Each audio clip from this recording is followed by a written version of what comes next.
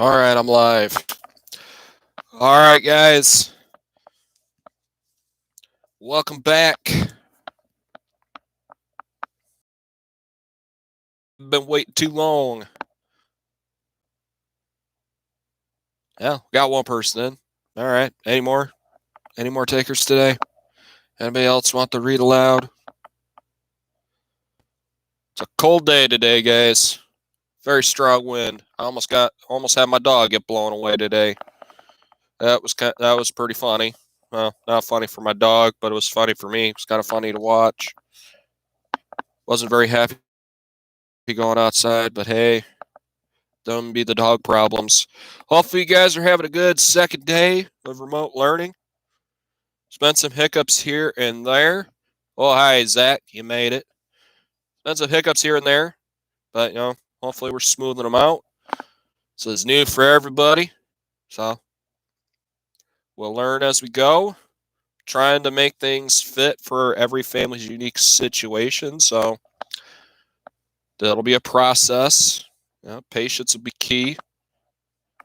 I know the packets are in the mail, so if you haven't got yours yet, keep an eye out for it. It'll be there soon. I know many of you have hooked into Dojo, been accessing and doing some of the assignments, which has made me very happy. Just glad to see many of you are taking up the gauntlet and doing some of them. So that's been nice to see.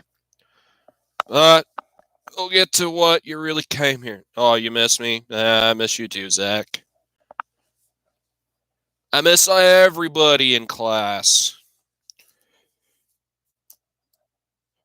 Getting kind of bored just seeing the same old people that I live with every day. So yes, I miss my students. I miss the other teachers I have one. I don't know. I just miss kind of what I considered my normal life. And I know a few of you that joined me for our Zoom hangout yesterday. Many of you guys kind of said the same thing. I miss seeing everybody. I miss being able to go out and do stuff. I'm right there with you. It's been a trying few weeks while everyone's been in quarantine. And I'm not sure how much longer we're going to be in quarantine, but hopefully my read-alouds have been helping you guys. Something that's been at least semi-normal, because I read to you guys almost every day after lunch. You'd get the book and he would read, and you guys would be able to build with your Legos, be able to color, use the kinetic sand. It's kind of a quiet time for us to kind of ease into the afternoon. So we'll pick up where we left off in Poached. Left off with Ben and his dad heading back to Fun Jungle, of all places, because Ben can't hide out at their trailer because Marge and the police are going to come back, because they will obviously have found out by now that Dad gave them a false address for where Ben was supposed to be. So they would be perturbed about, being led on a wild goose chase.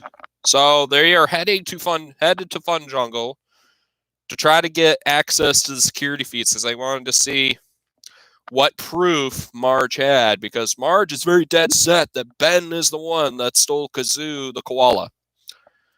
But Ben couldn't go into the administration building because everyone knows him there, and there's all the security there.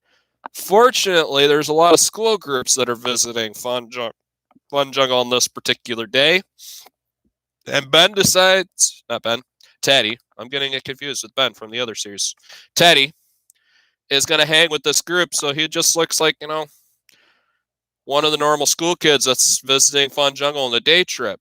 Only they start heading to the world down under where Kazoo the koala is supposed to be. And Ben's like, that's still open? I thought Kazoo was stolen. What the heck is going on? So they get there. They get to Kazoo's enclosure, and they still see a koala sitting in the tree. It's kind of hidden a little bit, but they can at least see its ears. Ben runs into a newlywed couple that are on honeymoon, and he was taking pictures with them by Kazoo the koala because he's trying to hide from the keeper, Christy. because he knows Christy would recognize him. So then Teddy starts walking out of Kazoo's enclosure. He's gonna leave, following the school group. But then Christy grabbed him and said, "Teddy, we gotta talk." And that's where I ended it last week. So we're gonna pick up with chapter 6,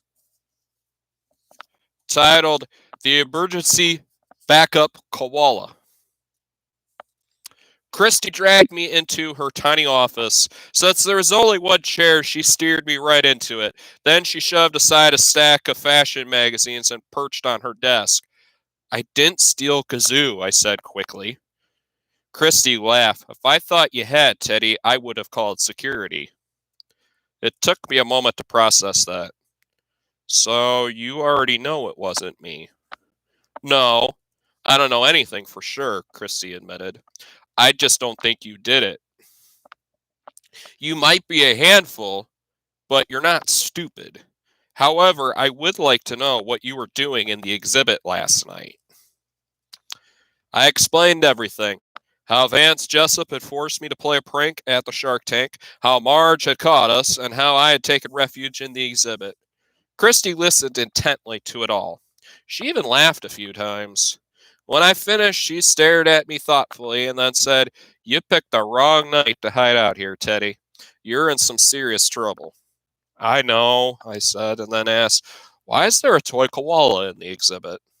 Christy reacted with surprise, but quickly broke into a smile. "I knew you were smart," she said. "It's there because we don't have a real koala anymore." I was annoyed at myself for not realizing that Kazoo on display was a fake right away. After all, toy koalas for sale in the gift shop looked almost exactly like the real thing.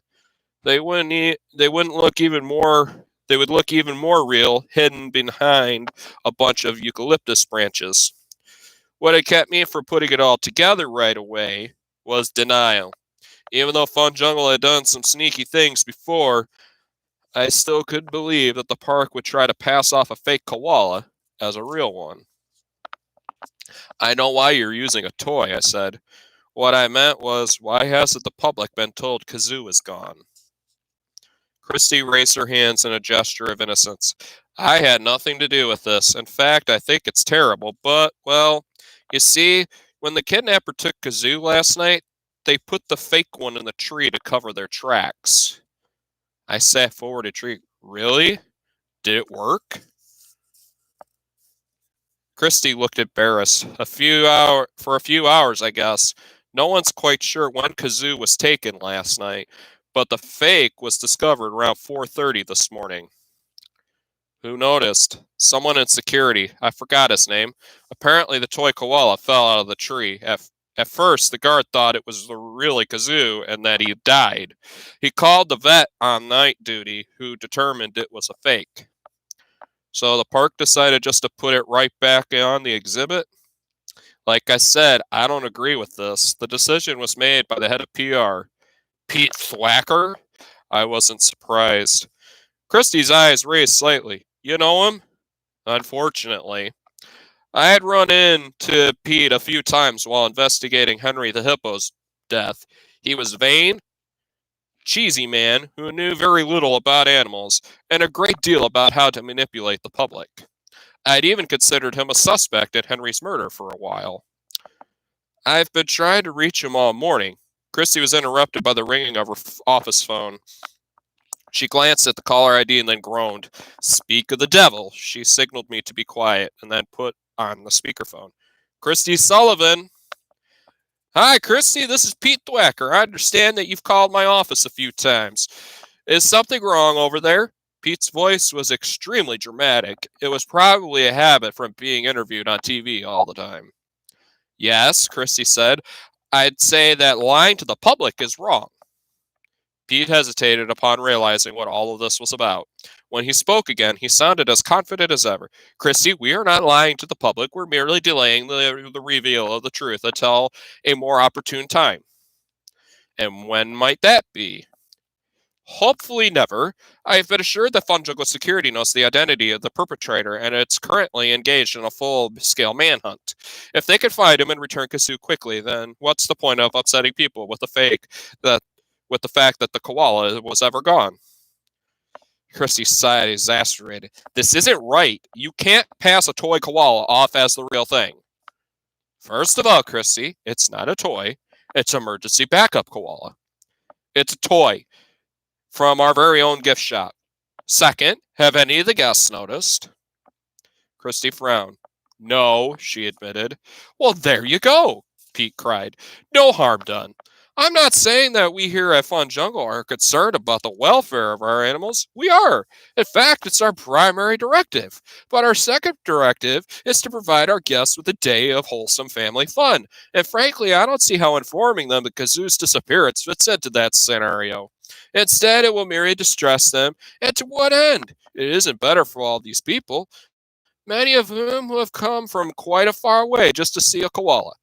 And to think they've seen one. Would you rather they came all this way only to be disappointed? No, Christy said, sounding less sure of herself now. I couldn't really blame her. Pete was surprisingly convincing. Even though I was sure his plan was morally wrong, there was a certain bizarre sense to it. But what if our security doesn't find Kazoo right away? Christy asked. Or what if they never find him? I think that's unlikely, Pete said. I have every confidence in our security. I don't, Christy told him. Marge is a lunatic. So let's suppose she fails. Won't Fun Jungle look worse for covering it up? Only if the public finds out that we have covered it up, which they won't, Pete said. As you have observed yourself, the emergency backup koala is working perfectly well. I certainly hope you're not thinking of spilling the beans. As Pete said this, his voice gained an unsettling edge of menace. Of course not, Christy said. Good, Pete replied. Because doing so would be a violation of park policy, which is a fireable offense. Christy swallowed, looking a little frightened. And what if one of the guests notices on their own that the emergency backup koala is just a toy? They won't, as long as you take the proper steps to prevent such a scenario. Position the koala as far from the viewing windows and behind as much foliage as possible. Shift its location every evening so it appears to have moved during the night. Frankly, I don't see that you have anything to complain about.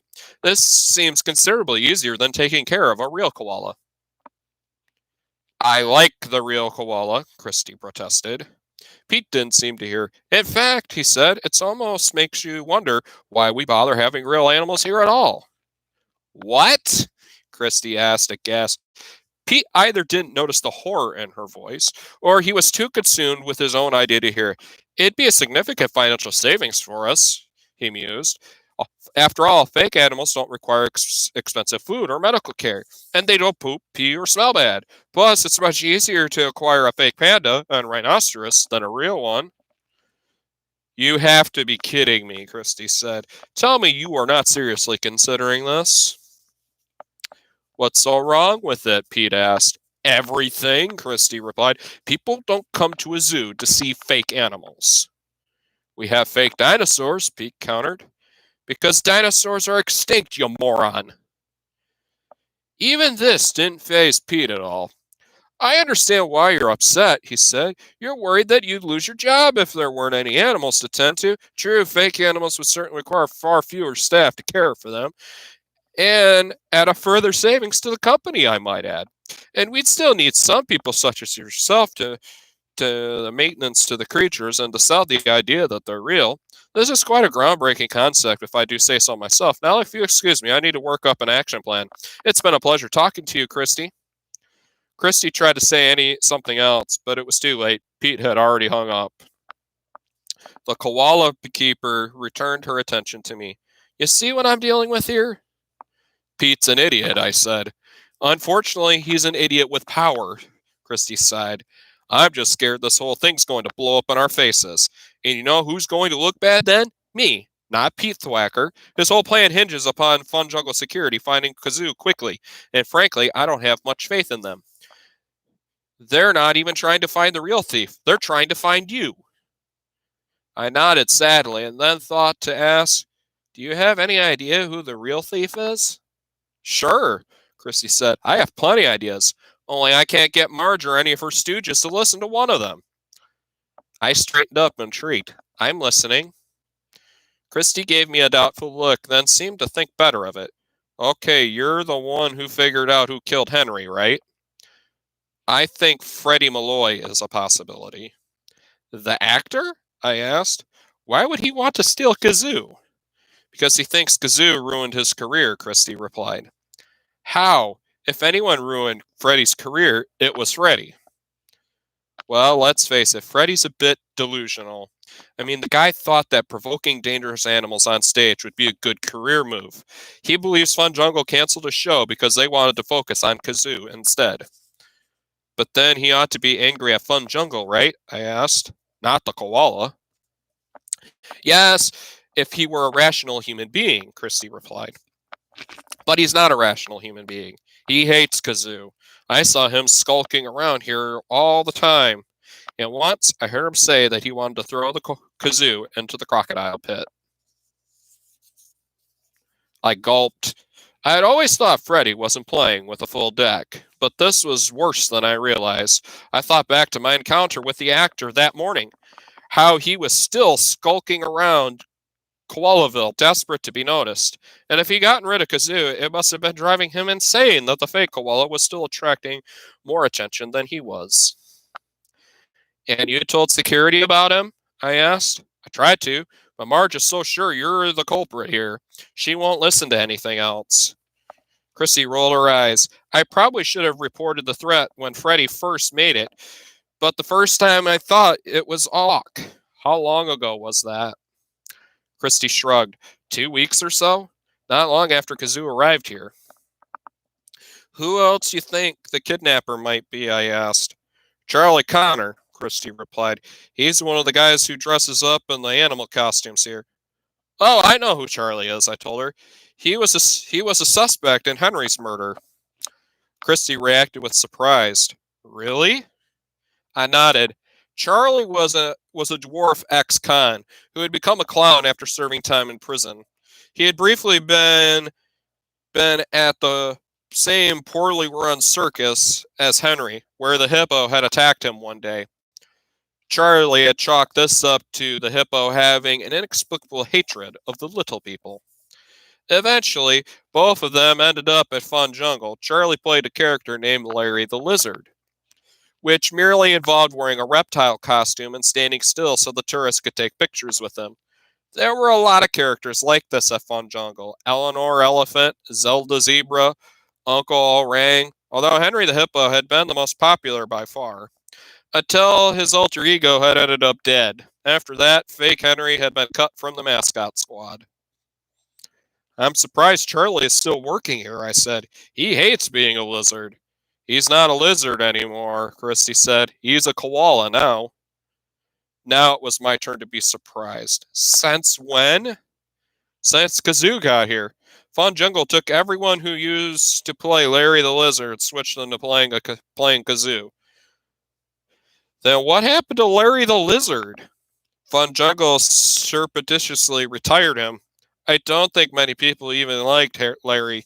He wasn't that interesting of a character, and frankly, he looked more like a mutant frog to me." I thought back to all the times I had seen someone dressed as Kazoo at Fun Jungle. There were probably too many to count, but to my surprise, I realized that someone in the Kazoo costume had been stationed near Koalaville almost all the time during regular park hours. I'd simply stopped noticing. This happened a lot at Fun Jungle. You tend to forget the characters were merely costumes with real people inside them, and started to think of them as just part of the scenery. I wasn't the only person who had done this. Actors had plenty of stories about tourists discussing everything from crimes they'd committed to their secret ATM codes right in front of the mascots. I'd probably walk right past Charlie Connor a dozen times, if not more, having absolutely no idea that he was inside the Kazoo costume. This is a little bit unsettling, as Charlie didn't like me very much. During the investigation into Henry's death, Charlie had secretly given me some information, but park security had forced me to cough up his name, and Charlie had felt I had betrayed him. Now that I thought about it, there were at least 2 times when Kazoo had tried to trip me as I passed. At the time, I figured it was all in my head, but now I was quite sure that it was Charlie Connor lashing out at me. Why was he angry at Kazoo? I asked. He wasn't, Christy told me. He's angry at Fun Jungle. He claims he was badly hurt here as a result of a criminal negligence by the park. How? Large Marge fell on him. Oh, I just saw that happen. You did? Yeah, Large Marge was chasing me at the time. I was racing to tell J.J. McCracken that my parents had been framed for Henry's death. Marge tried to stop me, and Charlie got in the way. She squashed him like a pancake. Christy laughed, then seemed to feel bad about it. Well, and back pain as a result. He said that he could barely walk and wanted a couple $1,000,000 to settle, but the park hired a private detective and caught him dancing at a nightclub, and the case was bounced out of court. How do you know all of this? I asked. Charlie told me, Christy said. He talks to me a lot. He's also asked me out a bunch of times. What'd you say? No, of course. Not because he's a little person or anything like that, because he's a criminal. The guy admitted to trying to bilk a couple $1,000,000 out of Fun Jungle and then thought I'd go on a date with him. Forget it. So how does Kazoo fit into all of this? I asked. Charlie claimed he'd come up with a way to take Fun Jungle for even more money than he would have made from his insurance scam. He never told me what it was, but ransoming Kazoo definitely fits the bill.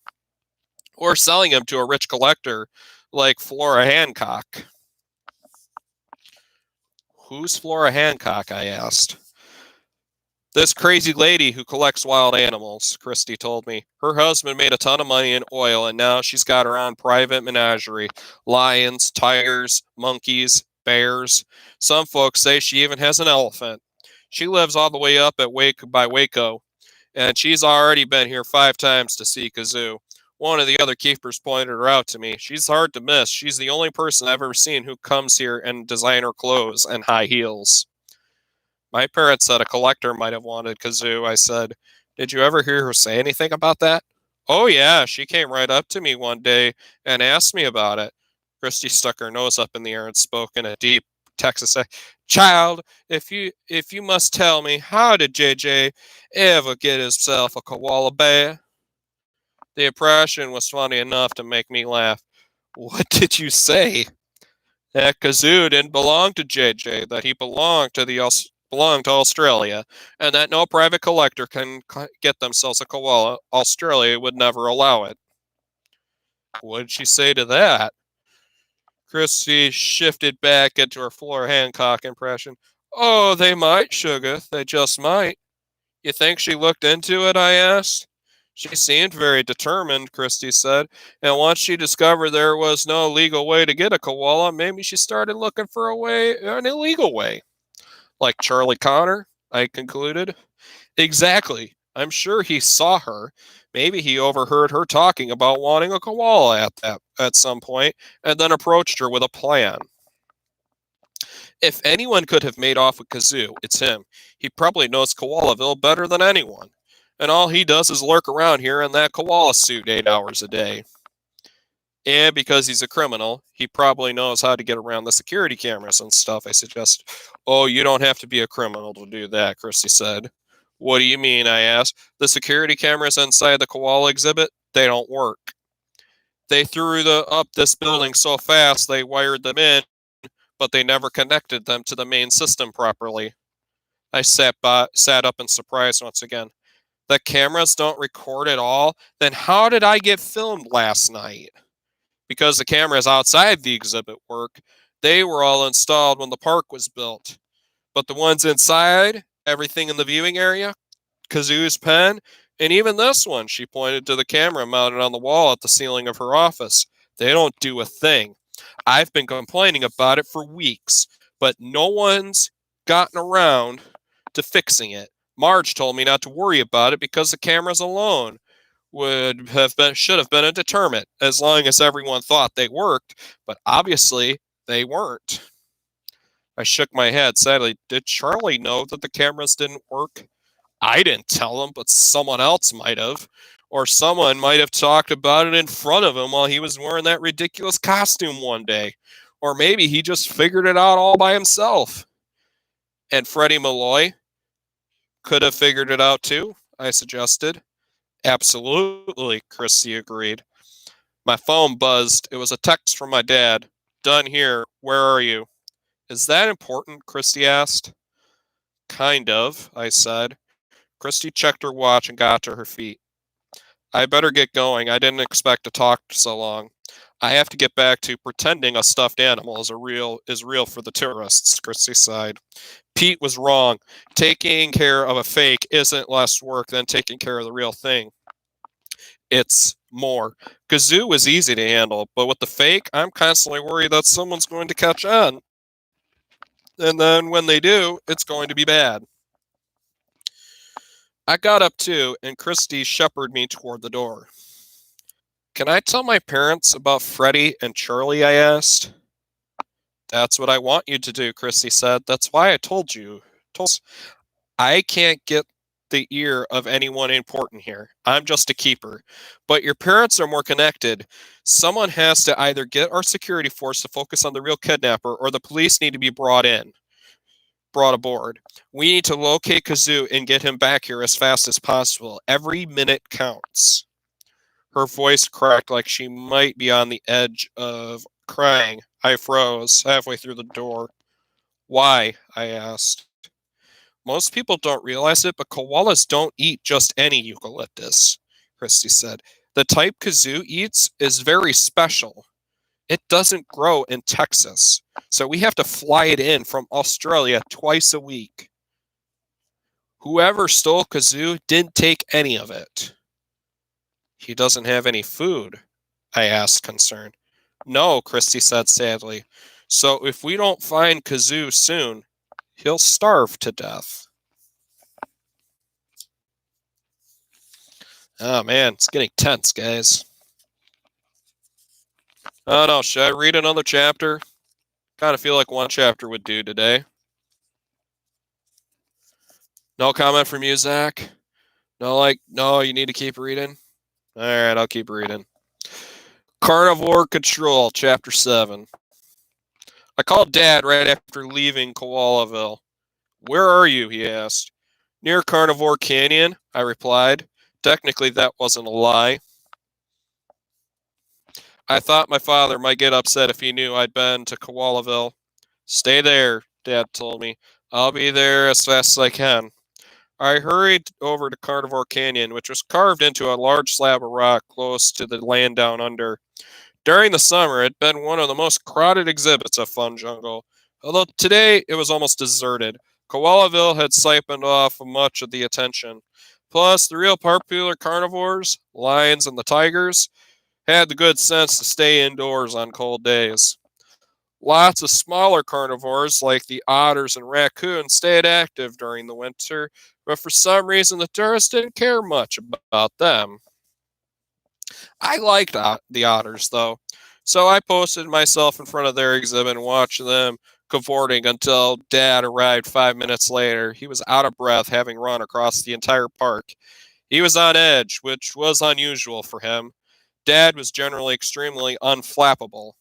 His work as a wildlife photographer had put him in plenty of dangerous situations before. He'd faced everything from great white sharks to charging grizzly bears to third world militias, but now he was a bundle of nervous energy. I thought we agreed that you'd stay with the crowds, he said. There aren't many crowds to stay with today, I replied. Dad frowned. This isn't a game, Teddy. You need to be careful. Is something wrong? I asked. Dad hesitated a moment before answering, as though he was going to say something, but he decided to say something else instead. I've just been worried about you. Come on. He put an arm around my shoulder and steered me off of the main route through the exhibit. I followed him down a thin dirt path through the landscaping. Where are we going? To borrow a friend's office for a bit. Dad didn't have an office at Fun Jungle. He could do almost anything he needed with a digital camera and a laptop computer, so he tended to work at home or borrow Mom's office. when he wasn't traveling the world on assignment. Is Mom coming too? I asked. Dad shook his head. She really wants to, but she had another situation with Maudapi. I nodded, understanding. Maudapi was a 5-year-old chimpanzee with a severe anger management issues. He had recently arrived at Front Jungle, and while he behaved normally most of the time, every now and then he would have a massive emotional eruptions. During these, he would tear up the landscaping, threaten the other chimps, and throw anything they get his hands on, which was usually his own poop. Fun Jungle employees had started calling him Furious George. Get it, guys? Instead of Curious George, Furious George.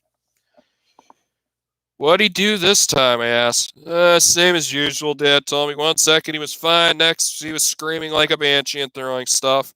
Mom decided she can't leave him on display with the other chimps anymore, so she's shifting him to a holding cell until she could figure out what's triggering this behavior. If it weren't an emergency, she'd be here for you. You know that, right? Yeah, I said, I know. We tucked behind the otter exhibit as a security door with the standard security keypad.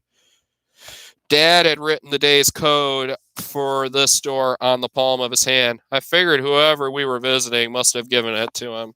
Dad typed it in, the door clicked open, we entered the tunnels behind Carnivore Canyon. Because the animal enclosures at the canyon were built into the rock, the behind the scenes areas had needed to be carved out as well.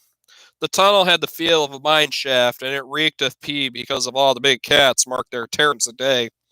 We passed behind the serval, the bobcat, and mountain lion enclosures until we reached carnivore control. This was a surprisingly large room hollowed out in the rock. It was basically a man-made cave, albeit an incredibly high-tech one. There were computer monitors everywhere, providing live video feeds from the exhibits, although they could also be used to check anything from from feeding schedule to the animals, most recent health reports. It looked like the top secret underground radar for a James Bond villain. A single keeper sat in the midst of the monitors, busily tracking all the carnivores at once. Most keepers tended to be tan from working outside each day. This keeper, however, was pasty from spending so much time underground, and a blue glow from all the monitors reflected off of his white skin to give him a sort of ghostly pro.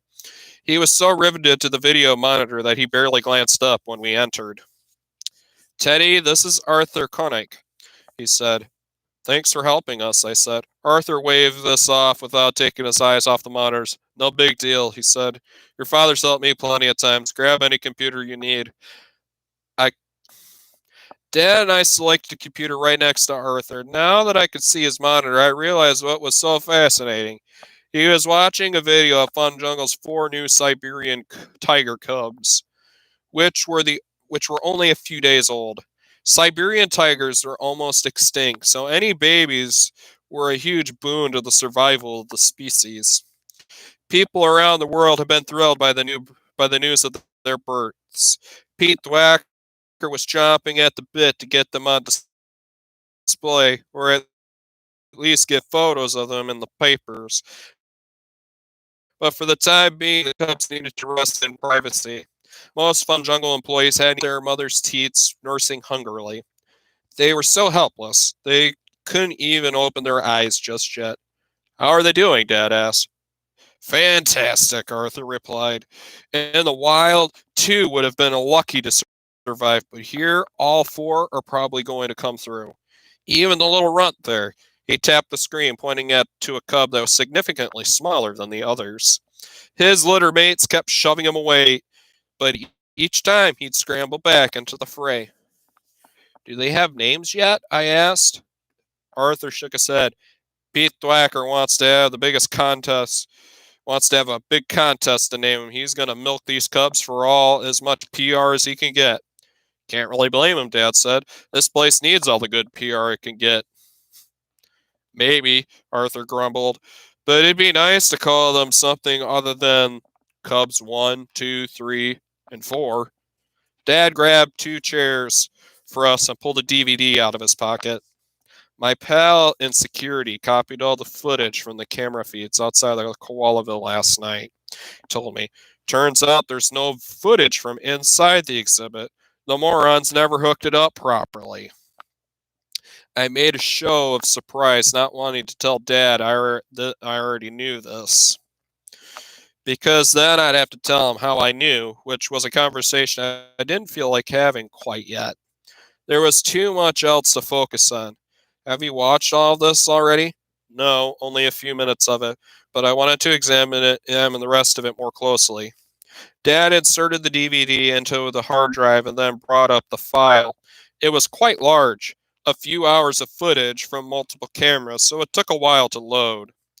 When it finally popped up, the computer screen displayed 4 different squares, each showing video from a different angle outside of the kazoo's exhibit. The time was digitally stamped at the bottom of each.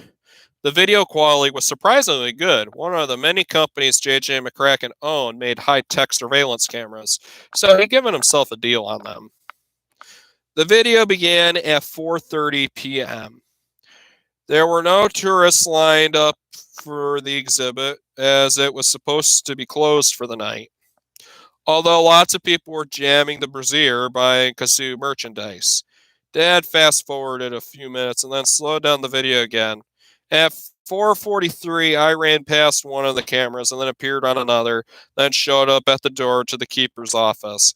My backpack dangled over one shoulder, obviously empty. I knocked, then entered Summer's code into the keypad and slipped into the office. Your knowing that code raised a lot of questions in security, Dad said. Apparently, no one there knew JJ had his own security access code. Not even Marge. What Marge doesn't know could fill a library, I said. Marge and most everyone else assumes you must have stolen the code somehow, Dad went on, which indicates a lot of premeditation. Like you planned this theft well ahead of time. Swallowed hard. Why doesn't Marge just ask JJ about the code? I doubt he'd admit the truth about it, Dad said. Then his secret code wouldn't be a secret anymore. I sighed, nodded in agreement. Dad jumped to video. 4:45. The last tourists begrudgingly filed out of the koala viewing area. Then Christy emerged and started toward her office, but Large Marge cut her off. There was no audio on the recording, but I knew Marge was demanding to be let into the viewing area, and Christy was telling her it was pointless because I wasn't inside. Marge grew angrier and angrier, so finally Christy capitulated and let her in. Dad jumped forward another few minutes. 4:50. Marge and Christy exited the viewing area, circled around to the keeper's office, and went inside. 2 minutes after that, Marge stormed out, looking angry, and stomped off toward the brazier. After another 3 minutes, Christy exited, having tended to kazoo, and headed home for the night. Dad fast forward again. On the screen, it grew dark as the sun set and the video shifted from full color to night vision green. Dad slowed the video to a final time, 5:31. I peeked out the door, looked around fervently, and when I didn't see any security guards, I bolted for the back gate of the property. Dad froze the video of me in mid-stride. This is what grabbed everyone's attention, he said, pointing to the monitor. My backpack was now on both shoulders. I knew it was still empty, but that wasn't obvious in the image. It looks like the backpack is full, Arthur said. I turned, surprised to find him watching over my shoulder. Well, it's not. Arthur shrugged. I just said it looks that way. I was about to tell him to mind his own business, but Dad cut me off. It does, he said, and that, combined with your suspicious behavior when you exited the exhibit, has raised a lot of concerns. I wasn't being suspicious, I said defensively. I was looking around for the security guards. That's not suspicious, Dad asked. I suddenly realized why he was on edge. He had already seen the footage, and he knew it made me look bad. I was looking for them partly because they'd been chasing me, I explained, not because I had stolen kazoo. I know that, Dad told me, but we're talking about how it appears to other people. If Marge and the other security guards are already chasing me, why would I pick that very moment to go steal Kazoo? I asked. That doesn't make any sense at all. Maybe not, Dad said. Yet all the evidence is pointing directly at you. It's not just that they have this video of you, it's that there's no video of anyone else. The gravity of my situation was suddenly sinking in. I felt terrible. It wasn't merely fear of being framed for a crime that I didn't commit. I was also ashamed. I knew my father didn't believe I had taken Kazoo, but one look in his eyes told me that he was even more distressed by the situation than I was. There's no one else at all? I asked. It doesn't look that way, Dad said sadly. Security scanned through the rest of the footage and didn't see anyone else enter or leave the exhibit all night. They only scanned it? I said. No one ever watched it in real time? No, Dad admitted, because that would take 12 hours, which probably seemed like a waste of time, given that they already had the video of you red-handed. That's why I asked for the footage, though. I figured I could go through it more carefully and see if anything interesting crops up. Now, Arthur asked. Sorry, I can't let you guys stay for 12 hours. I wasn't planning on that, Dad told him. I'll watch this myself at home tonight. I just wanted Teddy to see this much, so he can understand what we're up against. He turned to me solemnly. You understand how bad this looks for you? Yes, I said. Hopefully, I'll find something else on the footage, Dad said. Chances are the security guys didn't pay very close attention to the rest of it, if they'd paid any attention at all. However, if I don't find anything, you have to, I interrupted. Someone else took Kazoo. They have to be on the video. Security just didn't see it. I hope it's that easy, Dad said, though he sounded strangely pessimistic. He ejected the DVD and turned to Arthur. Thanks for letting us use your office. Don't mention it, Arthur said. Something struck me as odd about how he said it, though. He didn't even look up. His eyes were riveted to his computer monitor again. Dad sensed something was wrong, too. Arthur, what have you done? My duty as a keeper, Arthur replied. Dad grabbed me by the arm. We have to get out of here now, Teddy. We ran for the exit, but we had steps before Marge O'Malley and Bubba Stackhouse entered. The two of them filled the doorway, blocking any chance escape. Marge dangled a pair of handcuffs from one meaty finger and gave me a big toothy grin. Theodore Roosevelt Fitzroy, she said proudly, you're under arrest. All right, guys, I'm going to stop there. I am going to make a post on Dojo, and your assignment is going to be this. I want you guys to write 3 things that you remember that happened over these 2 chapters. If you guys need to rewatch the video to kind of help jog your memory, that's okay. That's why it's here on YouTube and why I post on the channel, so you guys can rewatch it. So I will make that post on the class story, and I will add it as an assignment to your guys' portfolios on Dojo. If you guys have any questions about that, on how to access it, have your parents message me, or you can make a comment on the post saying, hey, how do I access this? How do I log in? And I will try my best to help you guys. This is all new tools. We're all learning how to use them together. So this is Mr. G signing off. Be sure to look for that assignment, and I will catch you guys tomorrow for the next Read Aloud. See you later.